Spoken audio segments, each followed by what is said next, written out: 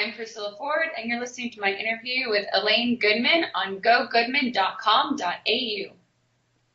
I want to start with an event that I feel could be important to the progression of your career, and you've mentioned it in a Okay. couple of other interviews that I've mentioned that I've read in my research. I want to start with your parents' divorce. I think almost every person in the entertainment industry has been through various kinds of trauma, and although there are more than enough negatives to focus on, I think this can help certain people find their unique passion. I read you were somewhat rejected by most of your classmates at school because you are so you're are you like oh what's the term? My mother is Brazilian, so South American, South American Latin American. and like Yeah. Middle American, um, yeah, of South American and Middle American origin. So I've got maybe due to your ethnicity. So you started writing skits, you started photography and acting when you were still in school. Are you someone that can look back on this time and find the positives, or do you prefer to leave it in the past? I, in many ways, when your parents are divorced and you still get along with the both of them, you're kind of always, in a way, still in it because it's like mom and dad, okay, they got divorced. It's not like my father divorced my mother and left, or my mother left. It's like, it's just a part of like who I am and how my family dynamic works. And but yeah, I mean, I look back at that time in my life. I had a blast growing up. My mother did everything she could to just, give me a life that she didn't have in Brazil. And it was fun. I was running around to Hollywood Boulevard at 13, going to rock shows and punk shows. And it was definitely a fun, adventurous time. And that rejection, I think a lot of communities kind of need to be careful with this is like when you do reject kids or you put like a weird stamp on them, like, oh, they're a little odd, or oh, they're divorced, or oh, they come from that background, you are going to be pushing them into a different orbit, if that makes sense. For me, I never really, I never got into drugs or anything. I just loved music and going to see things and experience things. But, I had friends who were the rejects and definitely had a very, tougher time. So I look back at it fondly, and I love both my parents, even though they're kind of quirky, and, it is what it is. But, yeah. These days, there's a lot of diversity in film and especially television. You look at like especially in sitcoms. So sitcoms is something I'm a fan of. You look at all the big ones today. They've all got diversity. They've got characters from different backgrounds. Was that the case back when you started taking an interest in the industry? No, not at all. I mean, I was just a kid, I like called up some random acting class in Hollywood, was like, sign me up at, age 9. And I would say for people like me, because I'm what you call ethnically ambiguous. So um, there wasn't a, there were, I remember them asking me like, oh, could you like do this? Like, could you call us when you're a little taller? Could you get braces? Could you, can we just like fix all of this? This is a problem. Whatever you are, this is a problem, and we have to like fix it. At 9 years And old. now it's like, we have got like models that are like gorgeous, and they still have like buck teeth and gaps and stuff. And all these things that were considered like a major malfunction are like super profitable and awesome. So, I think it's just different in general. I think, nobody really wants to, make out with a poster or a billboard the way they used to anymore. So I think that's that. So, how old were you when you were being told that you needed to get braces? Yeah, I mean, as soon as I went into that acting class, they were like, maybe in a couple years you'll be a little taller. Maybe you need to get your teeth fixed. Could you learn Spanish? Because, I'm not really buying that you're Latin American, and maybe you could learn Italian. Can you come back when you hit middle school and learn Italian? All these types of things. And, I mean, woe is me, like, whatever, it is what it is. And now they just hire Italian actors. Now they just hire Spanish actors. So, it is its own, it's changing, maybe more to my detriment, because again, I am like in the ambiguous category, but it's cool. It's good to see like more people working who have something to offer. And I don't know, I don't see anything wrong with people working and succeeding. So it's all good. How tall are you? What? How tall are you? Oh, I'm 5'3". I'm 5'3" on a good day, but Oh. yeah, I'm a little. Yeah, yeah, a little. I'm actually a tiny bit taller than you. I don't get to interview many people that I'm taller Awesome. Well, hey. than. So when did you get a growth spurt? When did they stop telling you that you needed to grow? Like that's not something you can control. Yeah, I mean, it was the first day that I walked into this place, and they were like, I did my first class, and then my mom came in to, like a status report, like how was she? And they're like, yeah, I mean, she's just got to get taller. So, and then, 5 years later, they're revealing Christina Aguilera is like 5 foot, or all these people at that point in time. I was a kid, but, people, I don't know what people want anymore, but, it's good to just be you. And then normally people kind of just find that and they're like, oh, okay, that's really cool. So that's what I like to stick with. I read that your fashion roots stemmed from your family. So I think your mum was in the fashion industry and you've got a cousin who's a model as well. Was there any pressure? Yeah. Was there any pressure to get into that industry? Oh my God. Yeah, I mean, when that guy said that I was too small, my mother was like, you have to like, she did all these like Brazilian things. Like you have to like wake up in the morning and like jump really high and like kick your feet back and that'll like shock your bones and you'll like become taller. You have to do this. And I was like, oh my God. And I never drank milk growing up because I just thought I think I'm lactose intolerant. It's just always been a no-go for me. But yeah, just I mean there was that aspect, but I became a bit, I don't know if you guys had this in Australia, but like a scene kid on MySpace back then. And so I loved fashion, but I just took it a very different direction instead of like what you'd find at, Neiman Marcus or wherever, whatever department store. I would find things like my friends and I we would, taper our denim and put patches and all these things. And that was a bit more of my style for a while. Just good old rock and roll, I guess you could say. And then I started to really like it, and I figured out ways to actually make it look more chic and more like approachable. And that's when I think I got the best results. Like growing up was, you can hang out with the crust punk, which makes people feel a certain way, or you can hang out with somebody who's stylishly, rock and roll, and that kind of reaches out to more people, and you're not so limited in in a certain scene. So I think that's important. But yeah, there was a bit of pressure, but I rebelled. I rebelled pretty brutally.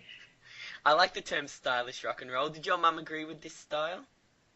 Oh no, she did not. Oh my God. Coming from Brazil, I can just imagine she would have been a very traditional Brazilian kind of model. Oh yeah. Yeah. Yeah, she's like, you need to have you need to have this type of bikini, like you got to do this and that. I'm just like, oh, it's okay, I'm good. No, she's, eventually she caught on to it because at first you kind of, what kind of pharmacy do you guys have there? What's sort of like the store that has all the hair dye and all the medicine and all the toiletries? Like we have CVS and Rite Aid. What do you guys have over? We have like Chemist Warehouse. Okay, cool. So like a place that's just like everything is in there. Like yeah, so that's great. So there's little chemists, but then Chemist Warehouse has everything, and that's it's like a whole warehouse. They have them a few around the place. Okay, cool. So it's like if you went to like that warehouse and you were like, I'm gonna get like a punk rock hairstyle out of here, and you go and you bleach and you do crazy things to your hair.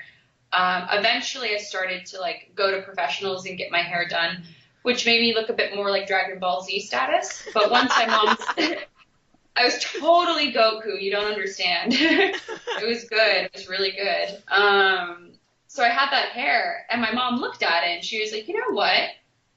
That's a little interesting. Like that, that's kind of, I get that. And so then she started to help style me a bit more. She was like, if you're gonna wear this, like, here's a Chanel bag, or here's this, like, let's make you look more like, you know, uh, something different. And I went with it.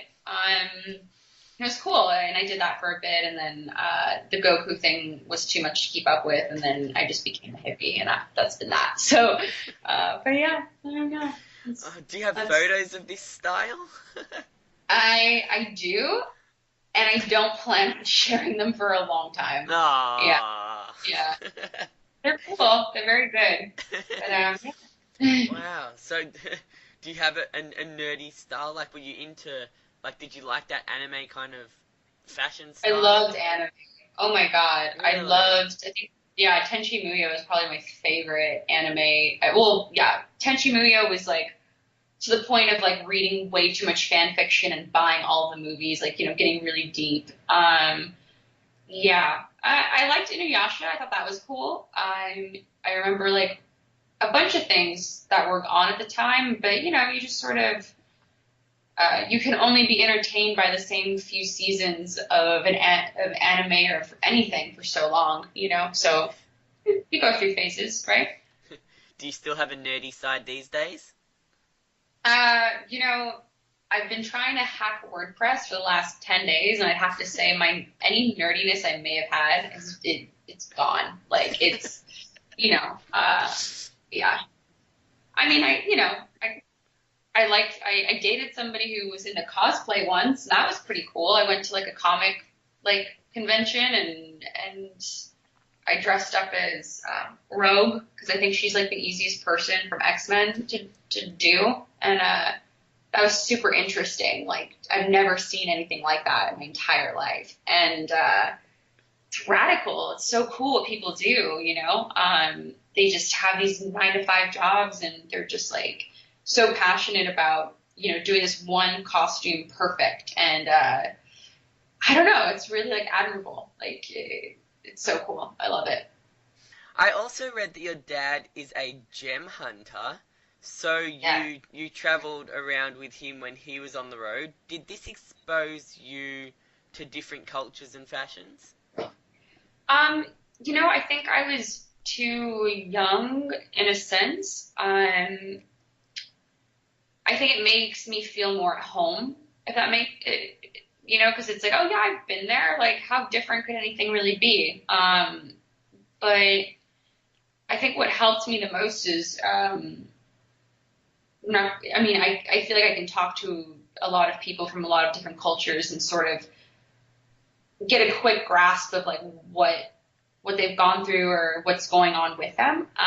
Because in his industry, it was like everybody from around the world would be walking through his office from, you know, Hong Kong to Brazil to Madagascar, just, Iran, just crazy, like how many people are actually, buying and trading gemstones, gold, jewelry. It's a huge industry. So I think being around that constantly growing up was just, you just sort of, you're not afraid to try things because everything has kind of already been curated and is in front of you. So you're not as hesitant.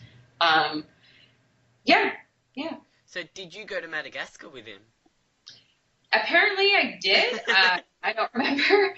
But yeah, it's odd because you kind of get sucked into the LA thing and you realize like, wow, like there's a whole world out there, and granted, like political climates aside, I still think the world is a really beautiful and wonderful place with really good people and a lot of things to be exposed and experience. So this next year I plan on doing a bit of travel.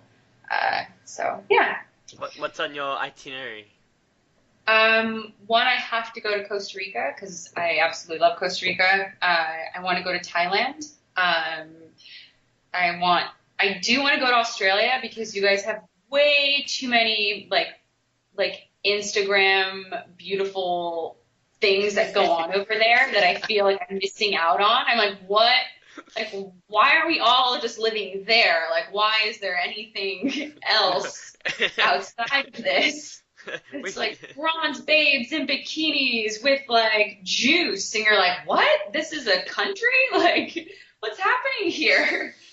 So, That's only certain parts. We do have a functioning economy as well, you know. okay. We do have jobs and lives and families and pets and yeah. That's awesome. Anywhere particular in Australia that you want to go to?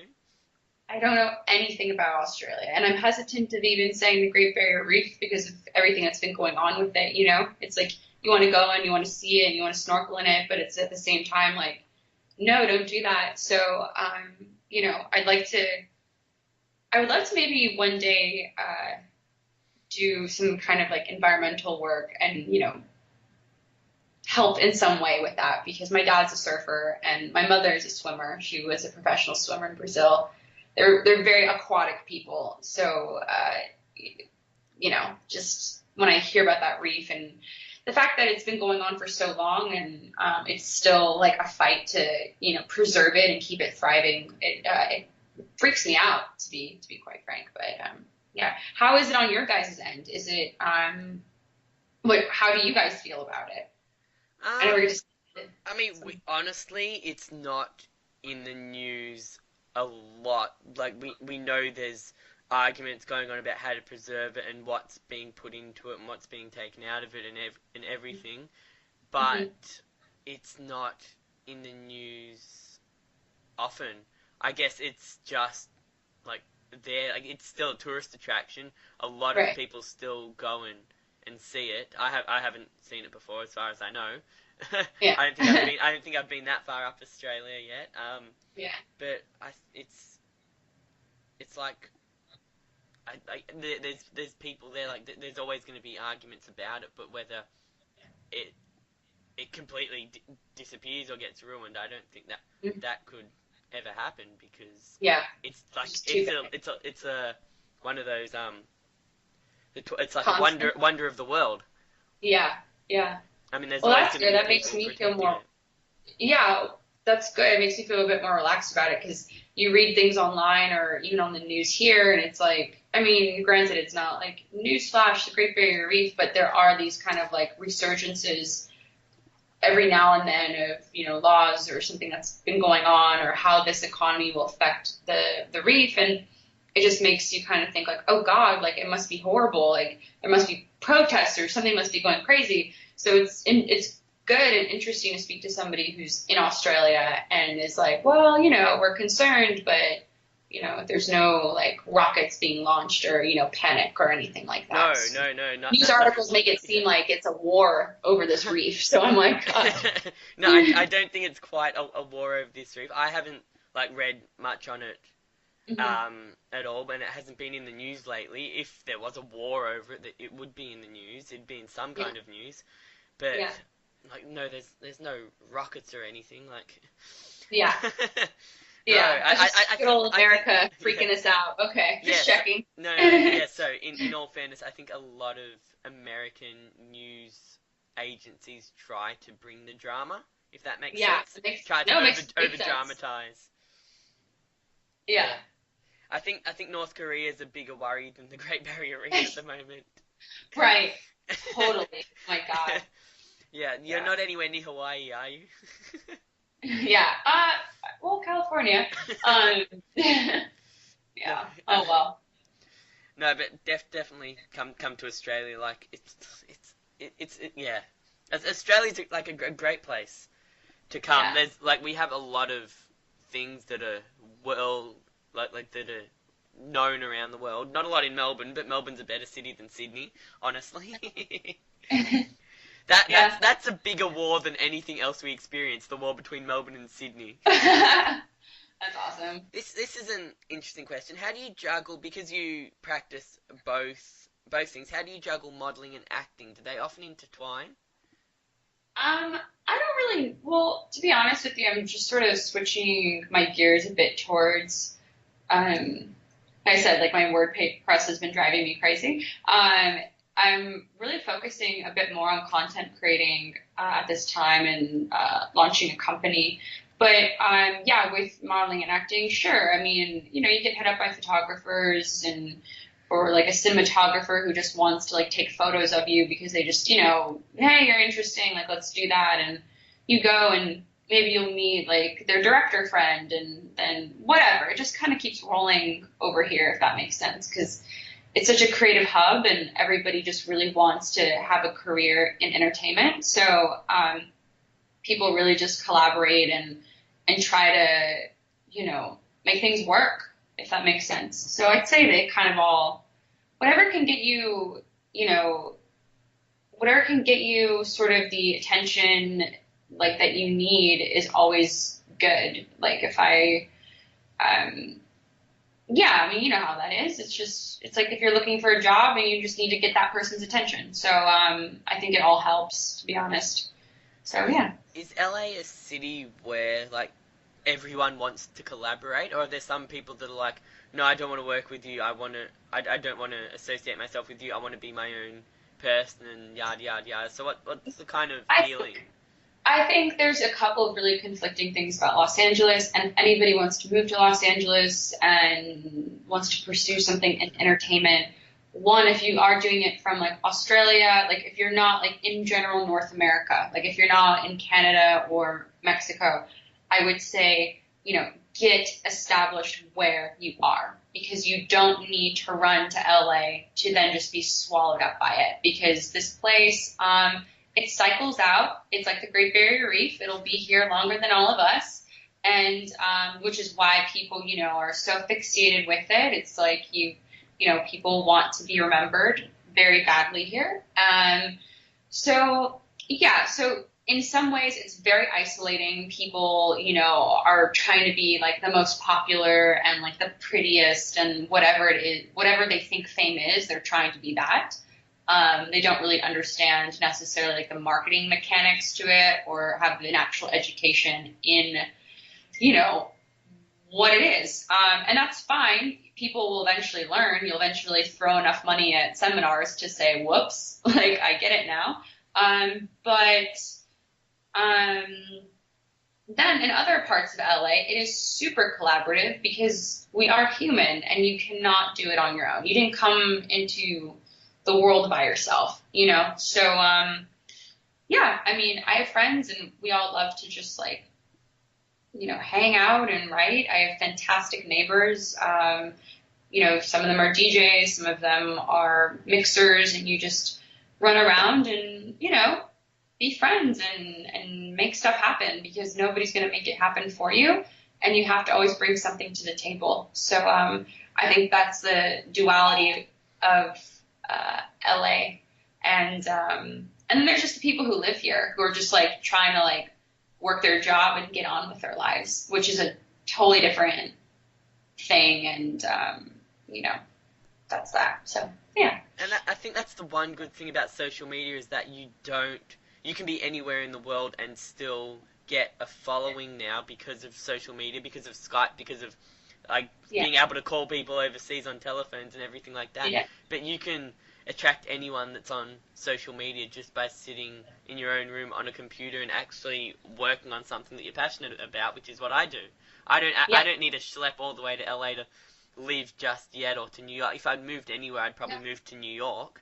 But I don't need to move there anytime soon, because I do have access to 2 billion people plus around the world through social media. So if I can get all their attention online, then I can stay right here.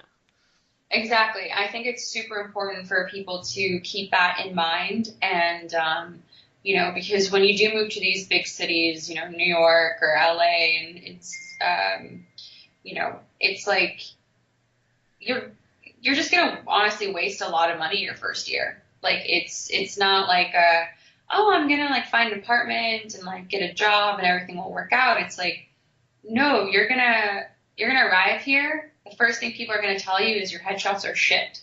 And then they're going to tell you, you need to go to this class and da da da da da da. Or you can go and get really established with, where you're at. And you guys have a really popular show called Neighbors. A lot of people have come out from that show.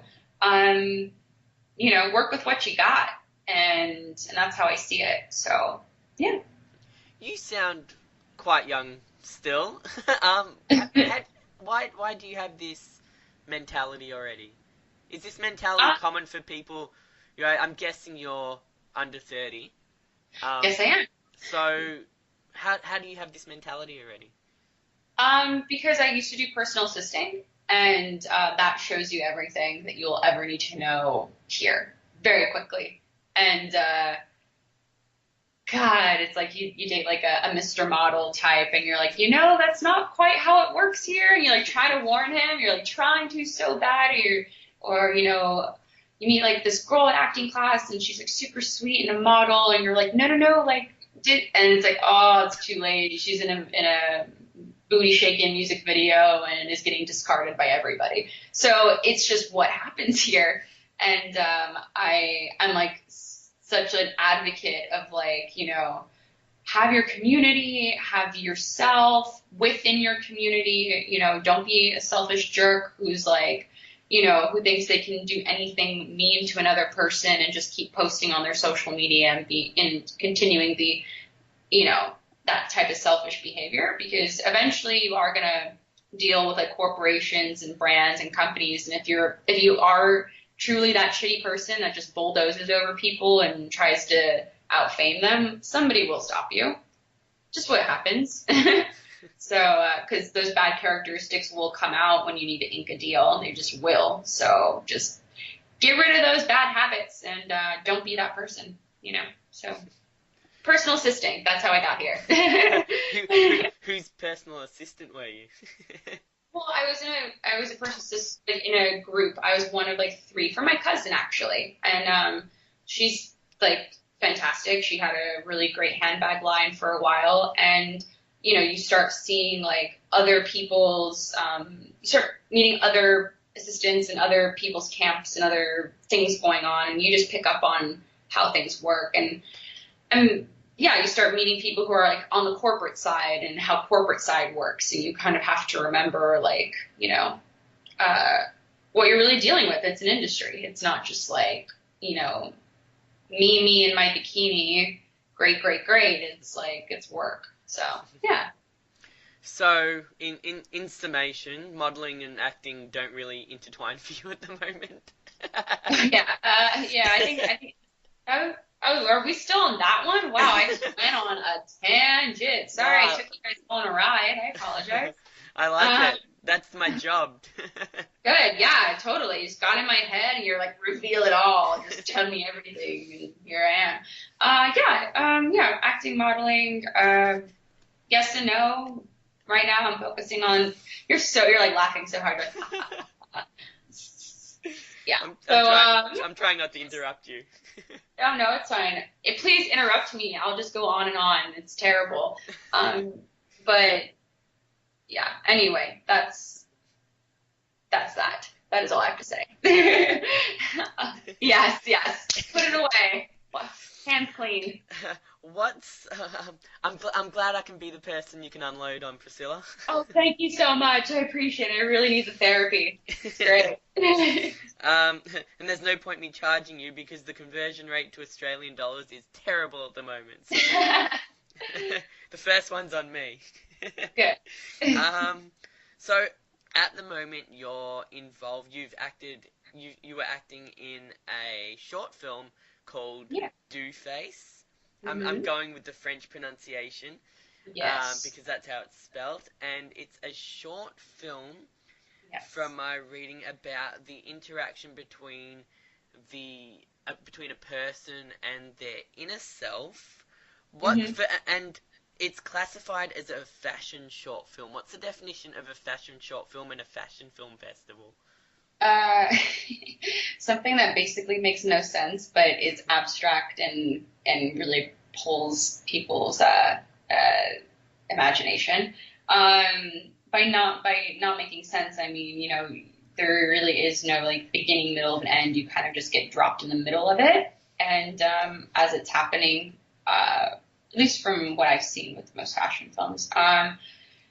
Yeah, that's what that is. It was cool. It was good. What attracted you to this idea? Because it's quite an intense film. It has a lot of underlying meaning to it. What attracted you to it and and especially about going into a film festival? Um, well, oddly enough, well, my boyfriend wrote it, and the creative director called me and was like, "Hey, I kind of need somebody to like sort of stand there and be like a shadow for me for the day, and you're, Mick's gonna be there all day anyway. I figured maybe you'd want to just like hang." And I said, "Okay, yeah, no problem." Um, and then I met the director, Loic Zimmerman, and he looked at me and he's like, "I think I'm just gonna put you in it, if that's okay." And I said, "Yeah, why not? That sounds great. Like, no, you can't put me in this really cool short film, like, you horrible person. God, no." So, um, yeah, then they just, it was a bit collaborative. It was fun. I mean, they obviously had it under control, but it was cool that they, wanted more from me than when I had originally walked in. And it was just a really good experience. It was really, like, the clothes were insane to the membrane, and that really gothic outfit at the end, the crown thing was like so uh, but one, intense to like visually see, and two, it's like from a couture designer, and I mean it's a costume, it's a piece of costume, so it's a bit top heavy for me. I am 5'3", so I was kind of having a hard time staying straight. So I think I'm gonna fall over, like, but it was cool. It was really cool. Do you think dramatic, meaningful films are more likely to get noticed at festivals?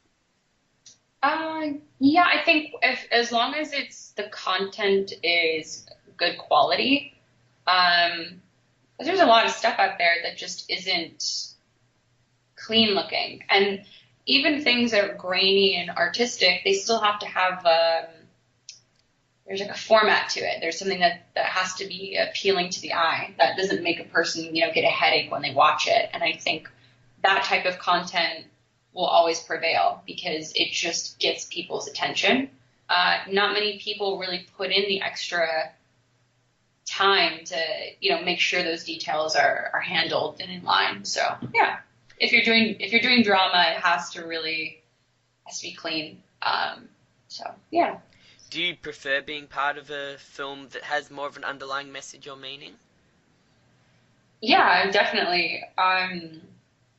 You know, even with my my rant earlier, it's to me it's not really a rant. It's like I'm trying to communicate to people like, look, if you have, I personally like helping people. I'm for the most part from LA. I've been here for since I was a kid growing up, and if I can just try to kind of give people a little bit of some realities or some things to help them, make them be a little bit more aware of what they're getting into, that's great. And to be in projects that have something a bit deeper, it's just important. You just always to create art for no reason is to waste people's time. It's to distract them from stuff, from what's important. So yeah, I think it's important.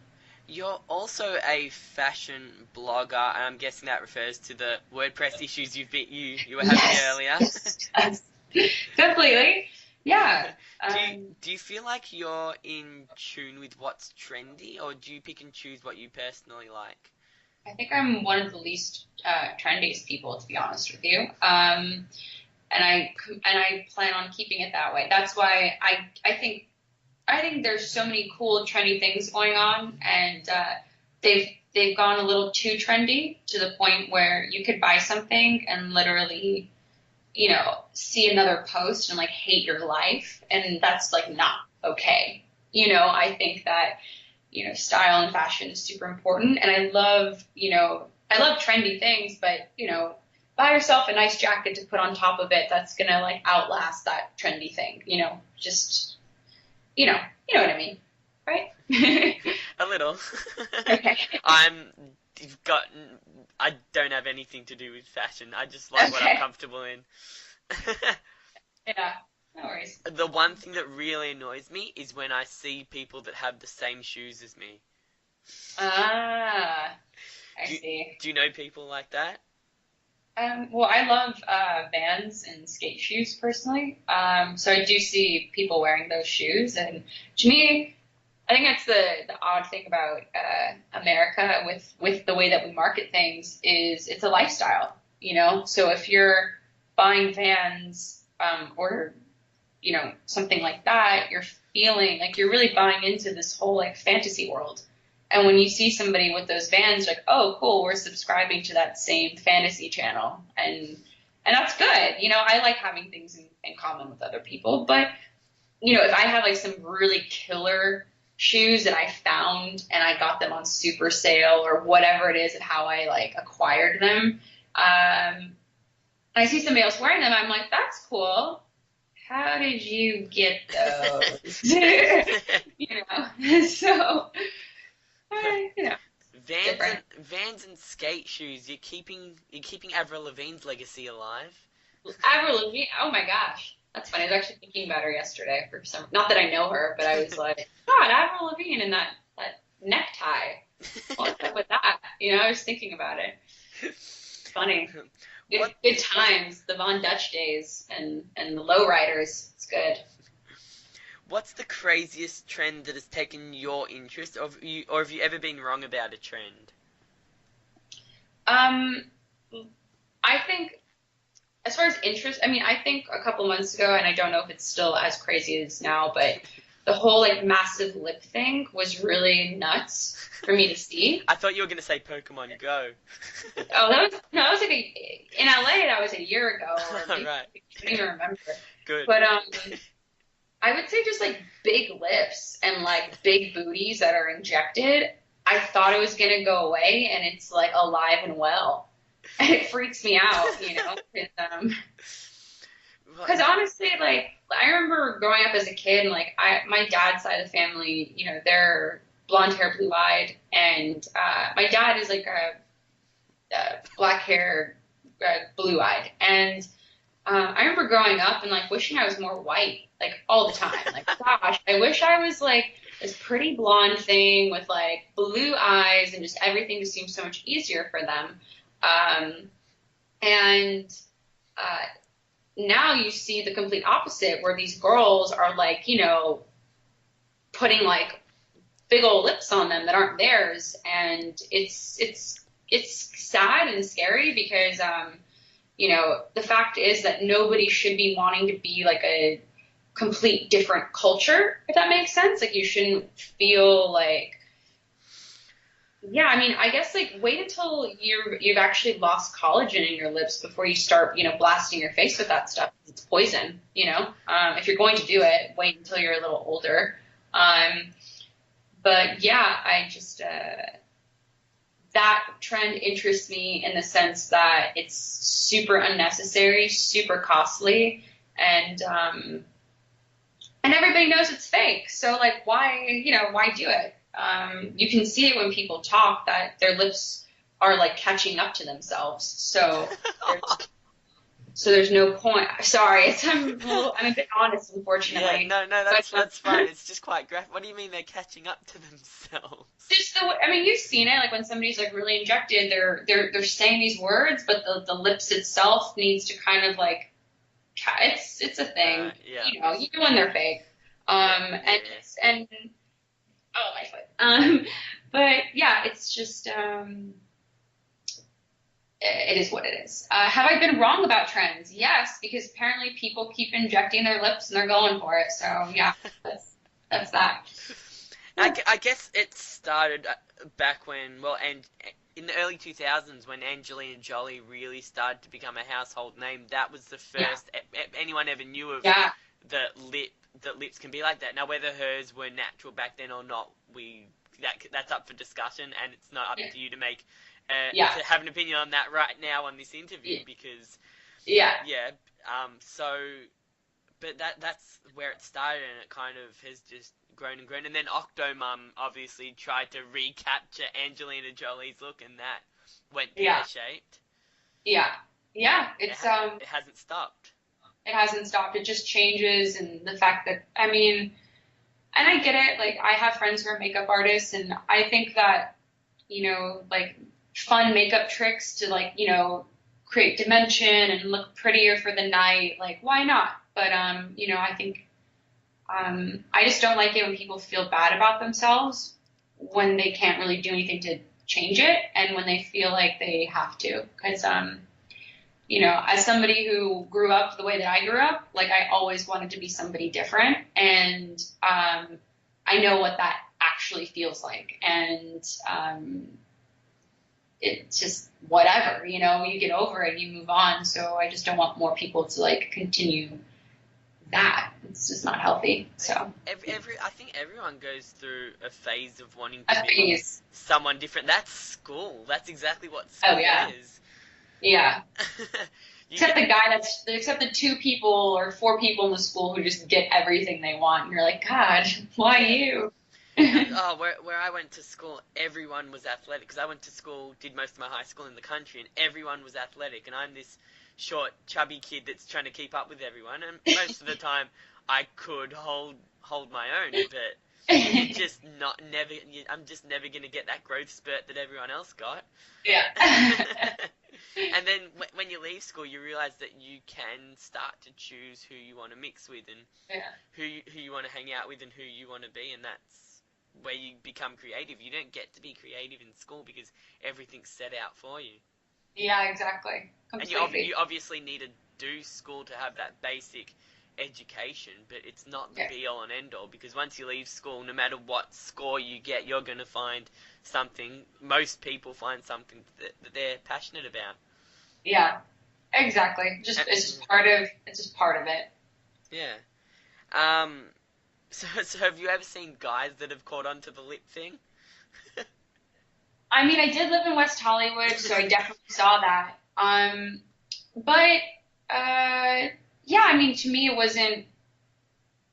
I mean, here's the thing, especially when gay guys do it, it's definitely a different arena.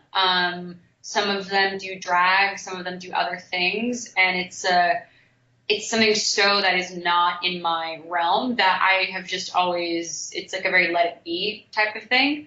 But as a woman who gets marketed products and has like an idealist thing being thrown into me, that's where I you know, have my opinions with. But yeah, I mean, guys do it for, you know, in that community for their reasons. I've never really seen like a straight guy doing it. I'm sure they are walking around. I just haven't spoken to those people. But yeah, for the most part, I've seen it with women and young girls. Yeah.